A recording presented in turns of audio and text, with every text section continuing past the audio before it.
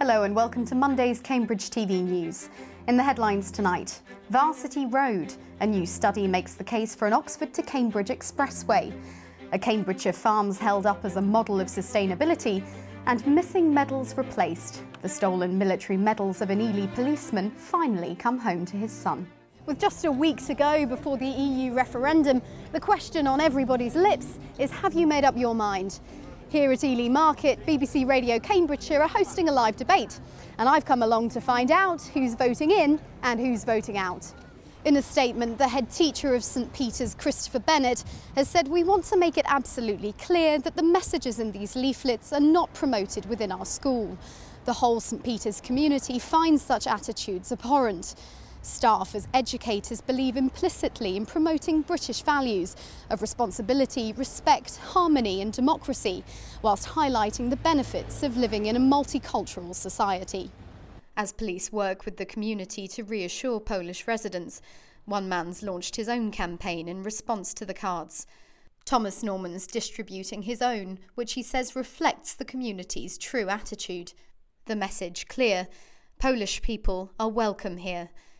The accident happened here on the Dullingham Road near Newmarket on the 1st of July. Joey Abbs had a flat tyre and called his friend Sean Whiter, who came to his aid. The two men had pulled up on the side of the road when, within minutes, Jan Adamek crashed his grey Ford Fiesta into the two men. Sean Whiter, who was wearing a high-vis jacket and changing the tyre at the time, was crushed into the back of the car, while Mr Abbs also sustained serious injuries. The moment when one of Cambridge's busiest junctions came to a standstill. It was this traffic chaos that protesters wanted to demonstrate if plans to close some of the city's major roads at peak times go ahead. Under the Greater Cambridge City Deal proposals, 6 arterial roads into the city could be closed during morning and evening rush hours.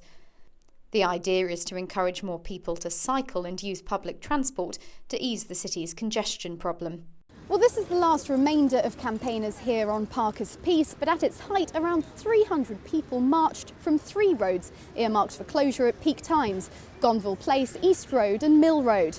Local residents and traders say the closures could have a devastating effect on their daily lives. Teaching children through play for nearly 100 years.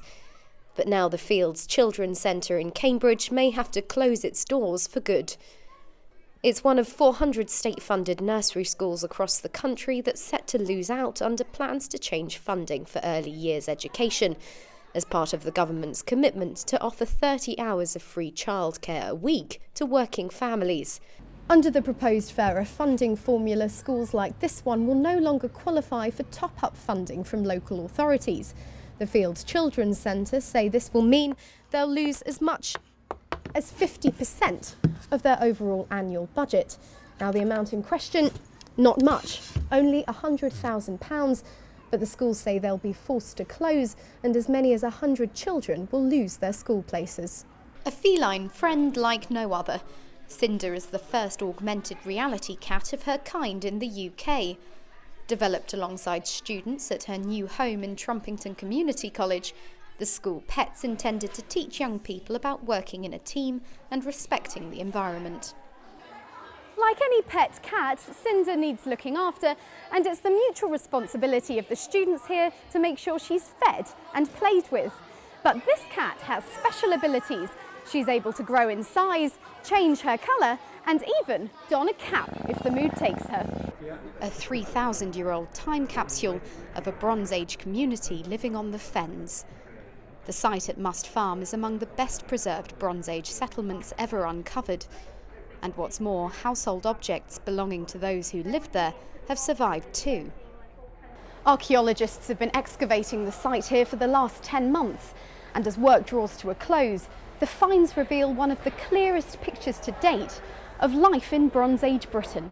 Of course, today isn't all about celebrating the existing British sailing heroes, it's also about inspiring the next generation. And throughout the day, over 150 adults and children have been taking part in free taster sessions for dinghy sailing and windsurfing.